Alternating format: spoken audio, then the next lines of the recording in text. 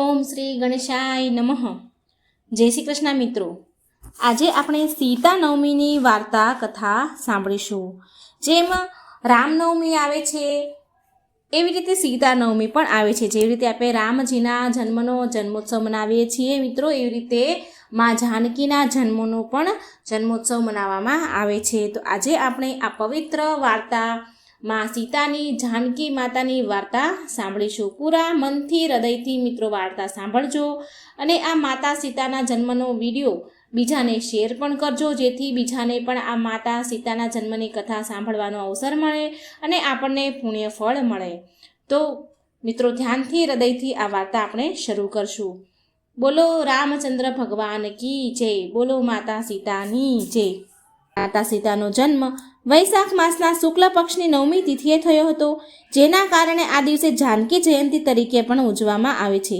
માતા સીતાને લક્ષ્મીનો અવતાર માનવામાં આવે છે. આ દિવસે પરણિત મહિલાઓ વ્રત રાખે છે અને પૂજા કરે છે, જેના કારણે તેમને અખંડ સૌભાગ્ય મળે છે અને તેની પતિનું આયુષ્ય લાંબુ થાય છે. સીતા નવમી અવસર પર શું તમે જાણો છો કે માતા સીતાનો જન્મ કેવી રીતે થયો હતો? આવો જાણીએ માતા જાનકીની ઉત્પત્તિ અને તેની સાથે જોડાયેલી રસપ્રદ વાત. સીતાજીનો જન્મ વૈશાખ શુક્લ પક્ષની 9મી તારીખે થયો હતો. આ દિવસે સીતાજીની પૂજા કરવામાં આવે છે અને માતા લક્ષ્મી પ્રસન્ન થાય છે, કારણ કે સીતાજીને દેવીનું લક્ષ્મીનું સ્વરૂપ માનવામાં આવ્યું છે. સુખી દાંપત્ય જીવન અને પતિના લાંબા આયુષ્ય માટે સીતા નવમી પર માતા સીતાને 16 શણગાર અર્પણ કરવા, પછી આ લગ્નની વસ્તુઓ વિવાહિત મહિલાઓને દાન કરવી. સીતા નવમી પર સીતા ચાલીસાનો પાઠ કરવો જોઈએ એવું માનવામાં આવે છે કે તેની અસરથી પતિ પત્નીના સંબંધો વધુ મજબૂત બને છે, પ્રેમ વધે છે, મતભેદ વચ્ચે ક્યારેય રહેતા નથી, મતભેદ થતા નથી. સીતા નવમી પર દેવી માતાને ખીર ચઢાવો, પછી તેને 7 છોકરીઓમાં વહેંચી દો. આ ઉપાયથી આર્થિક સંકટમાંથી છુટકારો મેળવવામાં મદદ મળશે, સાથે જ પૈસાની પણ કમી નહીં રહે. વહેલા લગ્નની ઈચ્છા રાખવા માટે સીતા નવમીના દિવસે શ્રી જાનકી સ્તુતિનો પાઠ કરવો. એવું માનવામાં આવે છે કે તેનાથી કુંડળીમાં રહેલા ગ્રહોની અશુભતા દૂર થાય છે, લગ્નની શક્યતાઓ વધી જાય છે. રાજા જનકને ખેતરમાં માતા સીતા મળ્યા હતા. સીતા નવમીના દિવસે ગાય અને બળદને ચારો ખવડાવો, પીવાના પાણીની વ્યવસ્થા કરો અને પશુઓની સેવા કરો. તેનાથી ઈચ્છિત મનોકામના પૂર્ણ થાય છે. તો ચાલો આપણે સાંભળીએ માતા સીતાનો જન્મ કેવી રીતે થયો હતો. રાવણ અને મંદોદરી સાથે જોડાયેલી છે આ કથા. માતા સીતાનો જન્મ વૈશાખ માસના શુક્લ પક્ષની 9મી તિથિએ થયો હતો, જેના કારણે આ દિવસે જાનકી જયંતિ ઉજવવામાં આવે છે. શું તમે જાણો છો કે માતા સીતાનો જન્મ કેવી રીતે થયો હતો? તો આવો આપણે જાણીએ. આ વિડીયોમાં માતા સીતાના જન્મની જોડાયેલી 3 કથાઓ છે, પૌરાણિક કથાઓ છે. માતા સીતાનો જન્મ કેવી રીતે થયો હતો? તો વાલ્મીકી રામાયણ અનુસાર એક વખત મિથિલામાં બહુ દુકાળ પડ્યો હતો. પછી રાજા જનકને એવી સલાહ આપવામાં આવી કે વૈદિક વિધિઓ કરીને તે પોતે ખેતરો ખેડશે, પછી જ વરસાદ પડશે અને દુકાળનો અંત આવશે. રાજા જનક વૈશાખ મહિનાની શુક્લ પક્ષની 9મી તિથિના રોજ ખેતરમાં ખેડાણ કરી રહ્યા હતા. તે દરમિયાન તેમનું હળ કળશ સાથે અથડાયું. બાદમાં રાજાએ કળશને પૃથ્વીમાંથી બહાર કાઢ્યો અને તેને ખોલ્યો તો તેમાંથી એક બાળકી નીકળી, જેનું નામ સીતા હતું. આ રીતે માતા સીતાનો જન્મ થયો. સીતાનો જન્મ માતાના ગર્ભમાંથી ન થયો હતો, તેથી પૃથ્વી પરથી પ્રાપ્ત થયા હતા, તેથી તેને પૃથ્વીની પુત્રી પણ કહેવામાં આવે છે. માતા સીતાએ ગર્ભમાંથી જન્મ નથી લીધો. માતા સીતાના જન્મની બીજી વાર્તા એવી છે કે બ્રહ્મવૈવર્ત પુરાણની કથા અનુસાર સીતાજી રાવણ અને મંદોદરીની પુત્રી હતા, જેને રાવણે જન્મ બાદ સમુદ્રમાં ફેંકી દીધા હતા. ત્યાંથી સમુદ્રની દેવી વરુણીએ તે પુત્રીને પૃથ્વી માતાને સોંપી દીધી. પછી પૃથ્વી માતાએ તે કન્યા રાજા જનકને આપી. એ જ કન્યા જનક નંદની સીતાના નામથી પ્રચલિત થયા અને તેના લગ્ન ભગવાન રામ સાથે થયા. રાવણના મૃત્યુનું કારણ પણ પછી સીતા બન્યા. દંતકથા અનુસાર આ બધી કથાઓ છે અને દંતકથા અનુસાર વેદવતી નામની સ્ત્રી માતા સીતા તરીકે પુનઃજન્મ પામી હતી. વેદવતી ભગવાન વિષ્ણુની બહુ મોટી ભક્ત હતી અને તે ભગવાન હરિને તેના પતિ બનાવવા ઈચ્છતી હતી. આ માટે તેણે આકરી કઠોર તપસ્યા કરી. તે જ સમયે રાવણ ત્યાંથી નીકળી રહ્યો હતો. તેણે વેદવતીને જોયો અને મોહિત થઈ ગયો. રાવણ વેદવતીને પોતાની સાથે લઈ જવા માંગતો હતો, પરંતુ વેદવતીએ આત્મદાહ કરી લીધો. તેણે રાવણને શ્રાપ આપ્યો કે તેની પુત્રી તરીકે જન્મશે અને તેના વિનાશનું તે કારણ બનશે. માતા સીતાના જન્મની ત્રીજી કથા અનુસાર વાલ્મીકી રામાયણ અને બ્રહ્મવૈવર્ત પુરાણમાં સીતાજીના જન્મની કથા અલગ અલગ છે. સીતાજીના જન્મની ત્રીજી કથા રામાયણમાં છે, જે મુજબ ગુત્સમદ ઋષિ લક્ષ્મીને પુત્રીના રૂપમાં પ્રાપ્ત કરવા માંગતા હતા. આ માટે તેઓ તપસ્યા કરી રહ્યા હતા. એક દિવસ જ્યારે તે આશ્રમમાં ન હતા ત્યારે રાવણ ત્યાં પહોંચ્યો અને ત્યાં હાજર તમામ ઋષિઓને હત્યા કરી અને તેમના લોહીથી કળશ ભરી લીધો. તેને લંકા લાવ્યો અને તેના મહેલમાં સંતાડી દીધો. એક દિવસ મંદોદરીએ તે કળશ ખોલી અને તેમાં રહેલું લોહી પીધું, જેના કારણે તે ગર્ભવતી બની. બાદમાં તેણે જન્મેલી બાળકીને મિથિલા રાજ્યની ભૂમિમાં કળશમાં રાખીને સંતાડી દીધી હતી. આ જ બાળકીને રાજા જનકે સીતાના રૂપમાં પ્રાપ્ત કરી હતી. આ ત્રણ કથાઓ વાલ્મીકી રામાયણ કથા વધુ પ્રચલિત છે અને લોકપ્રિય માનવામાં આવે છે. હવે આપણે મિત્રો સાંભળીશું માતા સીતાની નવમીની કથા. પ્રાચીન પ્રચલિત એક કથા છે કે પ્રાચીન સમયમાં એક દેવદત્ત નામનો બ્રાહ્મણ તેની પત્ની શોભના સાથે રહેતો હતો. બ્રાહ્મણ વેદ પાઠના પાઠ કરતો હતો. શ્રેષ્ઠ ધર્માત્મા હતો. બ્રાહ્મણની પત્ની અત્યંત રૂપવાન હતી. દેવદત્ત તેના જીવન ગુજરાન ચલાવવા માટે એક ગામથી બીજા ગામ ભિક્ષા માંગવા જતો હતો. તો એક દિવસ બ્રાહ્મણ જ્યારે બીજા ગામ ગયો, ભિક્ષા માંગવા ગયો, તો પાછળથી એની પત્ની શોભના ખોટી સંગતે ચડી ગઈ. એની પત્ની ખોટા કામ કરવા લાગી. ધીરે ધીરે એના આ નિંદનીય કાર્યની ચર્ચા પૂરા ગામમાં થવા લાગી. બ્રાહ્મણની પત્ની એટલી બધી ખરાબ થઈ ગઈ હતી, એટલી બધી ક્રૂર બની ગઈ કે તેણે પૂરા ગામને બધે ઘરે ઘરે આગ લગાવી સળગાવી દીધી. અને એ આગથી બચી નહીં, એ પણ બળી સળગી. તેના ખરાબ કર્મોના કારણે, ગામને ભયંકર રીતે સળગાવવાના કારણે એના લીધે તેને કુષ્ઠરોગ એટલે કે કોઢનો રોગ થયો. આંધળી ભીત થઈ ગઈ અને એક નગરથી બીજા નગર ભટકવા લાગી. ભૂખના મારે તડપતી હતી. એક સમયે તે ભટકતા ભટકતા કૌશલપુરી પહોંચી ગઈ અને સંજોગવશ એ નગરના લોકો જાનકી નવમીનો ઉત્સવ મનાવી રહ્યા હતા. ત્યાં પહોંચીને તે અન્ન જળ માટે પોકારવા લાગી. તેનો અવાજ સાંભળીને એક વ્યક્તિ બોલ્યા કે આજે કૌશલપુરીમાં જાનકી નવમી મનાવવામાં આવી રહી છે. માતા જાનકીનો જન્મનો ઉત્સવ મનાવી રહ્યા છીએ, માટે આજે અહીં કંઈ જ અન્ન જળ મળશે નહીં બહેન તને. કાલે વ્રતના પારણા કરવાના છે, તો કાલે વ્રતના પારણાના સમયે આવજે, તને પ્રસાદ પેટ ભરીને મળશે. પરંતુ એ માની નહીં અને જોર જોરથી ચીસો પાડવા લાગી, બૂમો પાડવા લાગી. ભૂખના કારણે તડપી રહી હતી. એક તો શરીરે રોગ હતો. ત્યારે એક ભક્તે તેને તુલસી પત્ર અને પાણી આપ્યું, જેને ગ્રહણ કરીને ત્યાંથી તે ચાલી ગઈ. થોડે દૂર ગયા પછી એણે તેના પ્રાણ ત્યાગી દીધા. અજાણતા જ પણ એને જાનકી નવમીનું વ્રત થયું અને એ વ્રત પૂરું થયું. અંત સમયે તેને તુલસી પત્ર અને જળ પીવડાવવાથી પરમ કૃપાળુ દયાળુ માતા સીતાએ તેના સમસ્ત પાપોમાંથી તેને મુક્ત કરી દીધી અને વ્રતના પ્રભાવથી એ નિર્મળ થઈને સ્વર્ગમાં ગઈ. અનંત વર્ષો તેને સુખપૂર્વક આનંદપૂર્વક સ્વર્ગમાં વિતાવ્યા. ત્યાર પછી એ કામરૂપ દેશના રાજા જયસિંહના મહારાણી કલાવરી બની. વ્રતના પ્રભાવથી મા જાનકીની કૃપાથી તેને તેના પૂર્વજન્મની બધી જ બધું યાદ આવ્યું હતું, જેનાથી તેણે તેનું આખું જીવન મા જાનકી અને રઘુનંદન શ્રી રામની સેવામાં વિતાવ્યું. મિત્રો, વૈશાખ શુક્લ પક્ષની નવમીને જાનકી નવમીના રૂપમાં મનાવવામાં આવે છે. આ દિવસે માં સીતા ધરતીના ખોળામાંથી પ્રગટ થયા હતા.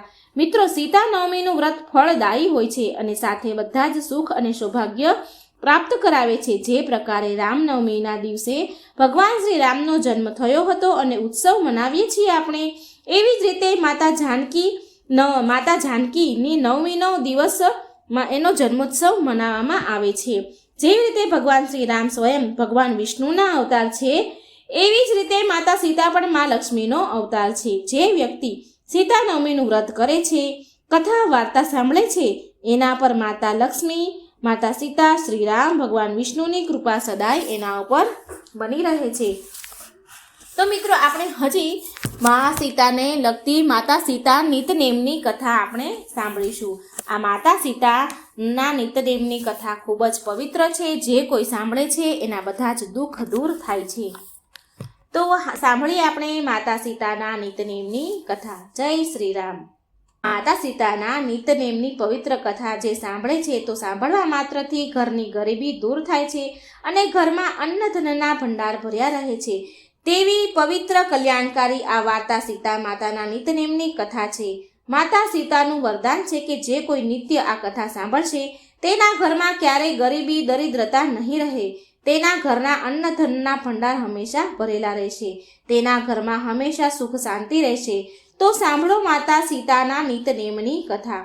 જો તમને આ કથા પસંદ આવે તો વિડીયો લાઈક કરજો, શેર કરજો અને કોમેન્ટ બોક્સમાં મા સીતાનું અને જય શ્રી રામનું નામ જરૂર લખજો. ચેનલને સબસ્ક્રાઈબ પણ જરૂર કરજો. માતા સીતાને રોજ ભગવાન શ્રીરામની વાર્તા કહેવાનું નિયમ હતું. માતા સીતા આ વાર્તા કહેતા અને ભગવાન શ્રીરામ આ વાર્તા સાંભળતા. તો એક દિવસ પ્રભુ શ્રીરામને થયું કે શ્રીરામને કોઈ કામથી બહાર જવાનું થયું. ત્યારે માતા સીતા બોલ્યા કે હે પ્રભુ, 12 વર્ષથી મારે નિતનેમની કથાનો નિયમ છે. જો તમે હવે બહાર જશો તો હું મારી આ વાર્તા કોને કહીશ? ત્યારે ભગવાન શ્રીરામે કહ્યું કે જ્યારે તમે કૂવાની પાળે જઈને બેસશો તો ત્યાં સ્ત્રીઓ પાણી ભરવા આવશે તો એમને તમારી વાર્તા કહેજો. પછી મા સીતા કૂવાને કાંઠે પાણી ભરવા ગયા. ત્યાં બેસી ગયા. ત્યાં એક સ્ત્રી આવી. તેણે રેશમી જરીવાળી સાડી પહેરી હતી. તેણે સોનાની માટલી લીધી હતી.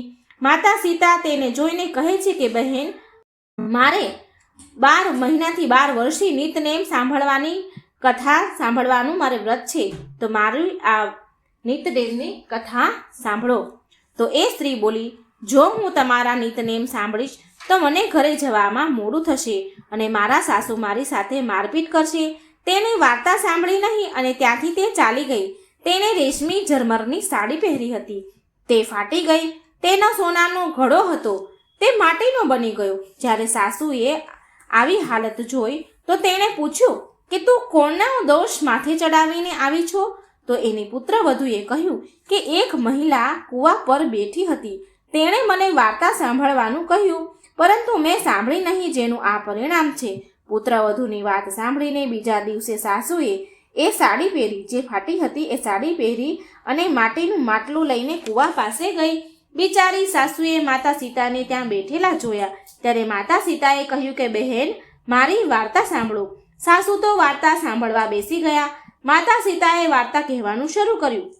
રામ આવ્યા, લક્ષ્મણ આવ્યા, દેશના પૂજારીઓ આવ્યા, નિતનેમનું નામ લાવ્યા. રામ આવો બેસો, રામ રાંધેલી રસોઈ જમો, રામ માખણ મિશ્રી ખાઓ, રામ દૂધ પતાશા પીવો, રામ હિંડોળા ખાટે ઝૂલો, રામ મલમલ રજાઈમાં સૂવો, રામ સાલ ધુસાળા ઓઢો, રામ જ્યારે બોલો જય શ્રી રામ.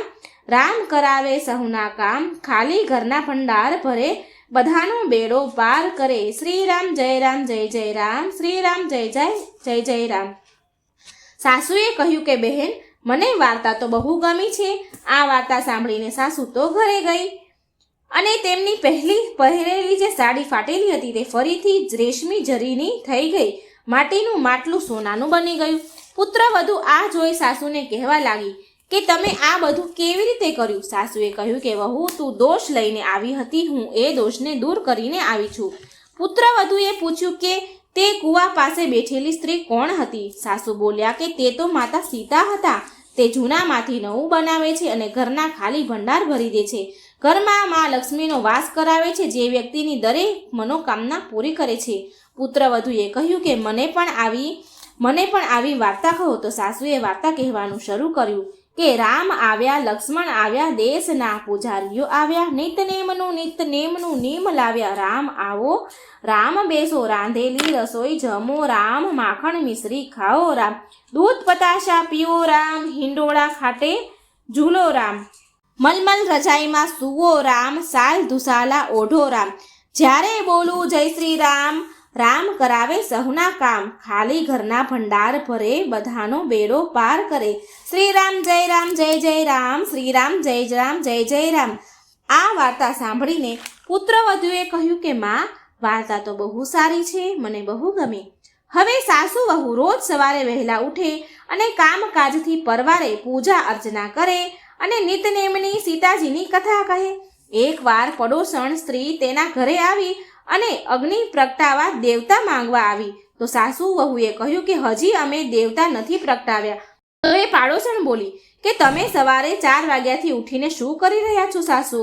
ત્યારે તેમણે કહ્યું કે અમે સવારે ઉઠીને પૂજા કરીએ છીએ અને માતા સીતાના નિતનેમની કથા કહીએ છીએ. પડોશીએ ફરીથી કહ્યું કે માતા સીતાની વાર્તા મને પણ કહો અને તમને શું મળ્યું? તો તેણે કહ્યું, માતા સીતાની વાર્તા કહેવાથી સાંભળવાથી ઘરના સુખ સમૃદ્ધિના ભંડાર ભરાય છે અને મનની દરેક મનોકામના પૂરી થાય છે. ત્યારથી પાડોશી બહેન કહે છે કે તો હું પણ આ વાર્તા સાંભળીશ, તો મને પણ આ વાર્તા કહો. તો સાસુ વહુએ કહ્યું, ઠીક છે, તો કાલે સવારે તમે વાર્તા સાંભળવા આવજો.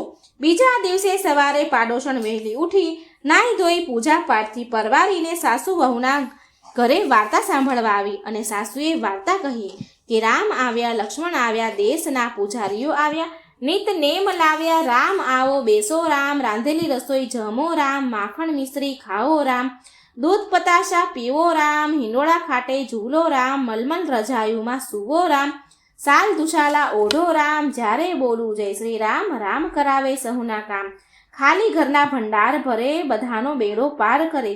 જય શ્રી રામ જય શ્રી રામ જય જય રામ, જય શ્રી રામ જય જય રામ જય જય રામ, જય રામ જય રામ જય જય રામ. આખી વાર્તા સાંભળીને પડોશણ કહે છે કે આ વાર્તા તો મને ખૂબ જ ગમી. હવે તે પડોશણ પણ માતા સીતાના નિતનેમની વાર્તા કહેવા લાગી. વાર્તા કહીને માતા સીતાએ પડોશણના ખાલી ભંડાર ભરી દીધા. હવે આખા ગામમાં શેરીઓમાં આ નિતનેમની વાર્તા શરૂ થઈ અને માતા સીતાને હર એકની ઈચ્છા માતા સીતાએ પૂરી કરી અને દરેકના ઘરમાં ધન ધાન્ય અને સુખ સમૃદ્ધિના ભંડાર ભરી દીધા.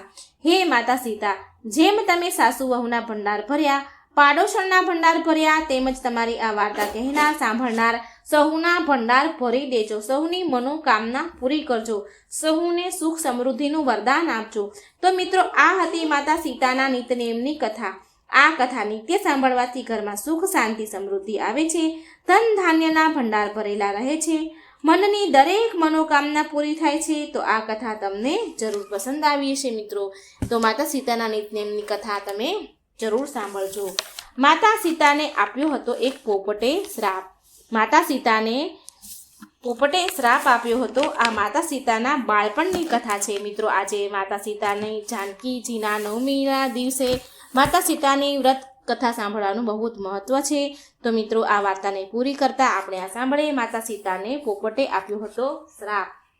રામાયણની વાર્તા અનુસાર, માતા સીતાની કથા અનુસાર શ્રી રામના સીતાજી સાથે લગ્ન, વનવાસ અને રાવણ સાથે યુદ્ધની કહાની જ માત્ર નથી. આ વાર્તાઓ પાછળ બીજી ઘણી બધી કહાનીઓ આવેલી છે, કથાઓ છે, જે મનમાં ઉઠતા ઘણા બધા પ્રશ્નોનો જવાબ આપે છે. આપણે બધા એ વાત તો જાણીએ છીએ કે રાવણને માર્યા પછી શ્રીરામ માતા સીતાને લઈને પાછા અયોધ્યા આવ્યા હતા અને 14 વર્ષ વનવાસ કાપ્યા પછી પણ શ્રીરામ અને માતા સીતાનું વિવાહિત જીવન સુખી ન હતું. શ્રીરામે ધોબીના કહેવાથી માતા સીતાને અયોધ્યાનું રાજમહેલ છોડીને જવાનું કહ્યું અને સીતા માતા પર તો દુઃખનો પહાડ તૂટી પડ્યો. આપણે બધાના મનમાં એ સવાલ ઊભો થાય છે કે બીજા સાથે ન્યાય કરવાવાળા મર્યાદા પુરુષોત્તમ રામ પોતાની પત્ની સાથે આવો અન્યાય કેમ કર્યો હતો? તો સીતા માતાને તેની ગર્ભ અવસ્થામાં વનમાં સમય નીકાળવો પડ્યો હતો. વનમાં જ 2 પુત્રો લવ અને કુશને એમણે જન્મ આપ્યો હતો. મહેલમાં રાજ કરવાવાળા સીતા માતા રાજકુમારી હતા. તો એ સીતા માતાને 14 વર્ષનો વનવાસ કાપ્યા પછી પણ મહેલનું સુખ મળ્યું નહીં, મહેલનું સુખ ભોગવ્યું એમણે નહીં. અને આ બધા પાછળની એક કથા છે, તેમને મળેલા શ્રાપની કથા છે. અને આ વાત ત્યારની છે જ્યારે મા સીતા બાળ અવસ્થામાં હતા, તેમનું બાળપણ ચાલી રહ્યું હતું. એકવાર મા સીતા નાનપણમાં તેની સહેલીઓ સાથે છુપાછુપી એટલે કે સંતાવાનું રમત રમી રહ્યા હતા, સંતાકુકડી રમી રહ્યા હતા. અને માતા સીતા સંતાઈ ગયા અને તેની સહેલીઓ તેને શોધતી હતી. અને સીતા માતા એક ઝાડ પાછળ સંતાયા હતા. રમતમાં ત્યાં સંતાઈ ગયા હતા અને ત્યાં ઝાડ પર 2 પોપટ બેસેલા હતા. તેમાં એક મેના અને એક પોપટ બેઠો હતો. તે બંને એકબીજા સાથે વાતો કરી રહ્યા હતા અને તેની વાતો સીતાજી ધ્યાનથી સાંભળી રહ્યા હતા. તેમાં એક પોપટ બીજાને કહી રહ્યો હતો કે આ સંસારમાં એક દિવસ બહુ મહાન પ્રતાપી રાજા રામ થશે અને તેના લગ્ન બહુ જ સુંદર રાજકુમારી સીતા સાથે થશે. ત્યારે બીજો પોપટ કહે છે કે હા, તારી વાત તો સાચી છે. તે સીતા કેટલી ભાગ્યશાળી હશે જેને રામના રૂપમાં વર મળશે, ભગવાન મળશે. અને આ બધું સીતાજી સાંભળી રહ્યા છે અને કહે છે કે આ 2 પોપટ તો મારા જ વિશે વાત કરી રહ્યા છે. મારે આને પકડવો પડશે. પોતાનું નામ સાંભળીને સીતાજીએ બંને પોપટને પકડી લીધા, પાંજરામાં પૂર્યા. સીતાજીએ તેના વિશે જાણવાનું તેને મન થયું કે મારે બંને પોપટને લાવીને પાંજરામાં પૂરી દેવા છે. એમ કરી માતા સીતાએ બંને પોપટને પૂરી દીધા. તે બીજો પોપટ સીતાજીને કહે છે કે અમને છોડી દો, અમને કેમ પૂર્યા છે, અમારો શું વાંક છે? ત્યારે સીતાજી બોલ્યા કે મેં તમારા બેવની વાત સાંભળી લીધી છે કે અને તમે જેના વિષય પર વાત કરી રહ્યા હતા તે વિશે તમને કેવી રીતે ખબર પડી? સીતાજીના લગ્ન રામ રાજા સાથે થશે એવું તમને કેવી રીતે ખબર પડી? ત્યારે તે પોપટ બોલ્યા કે અમે મહર્ષિ વાલ્મીકીના આશ્રમમાં રહીએ છીએ. આ વાત અમે મહર્ષિ વાલ્મીકીના મોઢેથી સાંભળી છે. જ્યારે તે તેના શિષ્યોને આ વાત કહી રહ્યા હતા ત્યારે અમે બંને ત્યાં જ હતા એટલે અમને આ વાતની ખબર છે. ત્યારે સીતાજી બોલ્યા કે જે તમે રાજા જનકની પુત્રી સીતાની વાત કરી રહ્યા હતા તે સીતા હું જ છું. મને રાજા રામના વિશે વધારે વાત જાણવી છે, માટે તમે બંને મારી સાથે રાજમહેલમાં રહો અને રાજમહેલમાં રહી અને મને રામ વિશે બધી જાણકારી આપતા રહો અને તમને મહેલમાં બધી જ સુખ સુવિધા હું આપીશ. તમને બધી સુખ સુવિધા મળશે. રાજકુમારી સીતાજીની વાત સાંભળી બંને પોપટ ગભરાઈ ગયા અને તે પોપટ બોલ્યો કે અમે આકાશમાં ઉડવાવાળા ગગન પક્ષી છીએ, અમે પિંજરામાં નહીં જીવી શકીએ, અમને આઝાદ કરો દેવી. અને સીતાજી કહે છે કે જ્યાં સુધી મારા લગ્ન રામ સાથે નહીં થઈ જાય ત્યાં સુધી તમારે અહીં જ રહેવું પડશે. અને સીતાજી હજી તો બાળ અવસ્થામાં હતા. તે યુવાન થાય અને રામ સાથે પરણે તેટલા સમયમાં તો બહુ લાંબો સમય કહેવાય. આ વિચારીને પોપટ બહુ દુઃખી થયો અને સીતાજીને કહેવા લાગ્યા કે અમને છોડી દો, આઝાદ કરી દો, અમે પિંજરામાં લાંબો સમય નહીં જીવી શકીએ, કૃપા કરો અમારા ઉપર. મેનાનો પતિ સીતાજીને કહે છે સીતાજી પાસે આઝાદ કરવાની એ આજીજી કરે છે કે અમને છોડી દો, કગરે છે, પણ સીતાજી છોડતા નથી. અને સીતાજીએ કહ્યું એ પોપટને કહે છે કે સારું, તું એકલો આઝાદ થઈ જા, હું તને એકને છોડી દઉં છું, તું એકલો ઉડી જા. હું આ મેના તારી પત્નીને હું અહીં જ રાખીશ, હું તેને અહીં છોડીશ નહીં. હું એને ત્યાં સુધી નહીં છોડું જ્યાં સુધી મારા લગ્ન રામ સાથે ન થઈ જાય. તો પોપટની પત્ની સીતાજીને કહે છે કે હું ગર્ભવતી છું. એ મેના કહે છે કે હું ગર્ભવતી છું, માટે મારે પતિ વિયોગ હું નહીં સહન કરી શકું. મારે મારા પતિની જરૂર છે. હું ગર્ભવતી છું, મારે આ સમયે મારા પતિનો સાથ જોઈએ. હું મારા પતિનો વિયોગ નહીં સહન કરી શકું. આમ બંને છોડવા માટે સીતાજીને વિનંતી કરે છે, કગરે છે, ખૂબ રડી રહ્યા છે મેના અને પોપટ. મેના ગર્ભવતી હતી, જો એના પતિને છોડી દીધું એ એકલી કેવી રીતે જીવે? આમ એ ખૂબ જ દુઃખી થઈને રડી હતી. સીતાજી બાળ અવસ્થામાં હતા, તેનું બાળપણ હતું, બાળક મન હતું. આ બધી વાતો સીતાજી ન જાણી શકે, એ જાણી ન શક્યા અને જીદ પર અડી રહ્યા અને કહે છે કે મારા લગ્ન થશે પછી જ હું તમને છોડીશ. અને બંને તે બહુ ગુસ્સે અને દુઃખી થયા. પોપટ અને મેના સીતાજી ઉપર તેને બહુ ગુસ્સો આવ્યો, બહુ ક્રોધ આવ્યો અને ક્રોધમાં એ શ્રાપ આપવા લાગ્યા કે જેવી રીતે તમે મને ગર્ભ અવસ્થામાં મારા પતિથી અલગ કરો છો તેમ તમારે પણ ગર્ભ અવસ્થામાં તમારા પતિનો વિયોગ સહન કરવો પડશે. મેનાએ આવો શ્રાપ સીતાજીને આપ્યો. ત્યાં તમારે પણ ગર્ભ અવસ્થામાં એકલું રહેવું પડશે. અને આટલું કહીને મેનાએ અને પોપટ તેનો જીવ છોડી દે છે. બંને મરી જાય છે. બંને એટલા બધા દુઃખી થયા કે એના પ્રાણ ચાલ્યા ગયા. સીતાજીને બહુ દુઃખ થયું, પણ ત્યારે બહુ મોડું થઈ ગયું હતું. એ બાળ અવસ્થામાં હતા એટલે એને આ બધું ક્યાંથી સમજાય.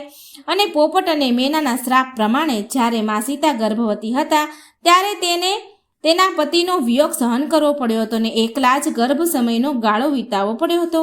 આ શ્રાપ તેમના દુઃખનું કારણ બની ગયું અને કહેવાય છે કે જે ધોબીના કહેવાથી ભગવાન શ્રી રામે સીતાજીને છોડવા પડ્યા હતા. તે ધોબી ગયા જન્મમાં તે જ પોપટ અને મેના હતા જેણે એને શ્રાપ આપ્યો હતો. તો મિત્રો આ હતી માતા સીતાના શ્રાપ વિશેની કથા. પોપટે એમને એક શ્રાપ આપ્યો હતો. તો આજે મિત્રો જાનકી નવમીના દિવસે, સીતાજીના જન્મદિવસના દિવસે આ કથાઓ જરૂર સાંભળજો. બીજાને પણ આ પવિત્ર કથાઓ સાંભળવાનો અવસર આપજો.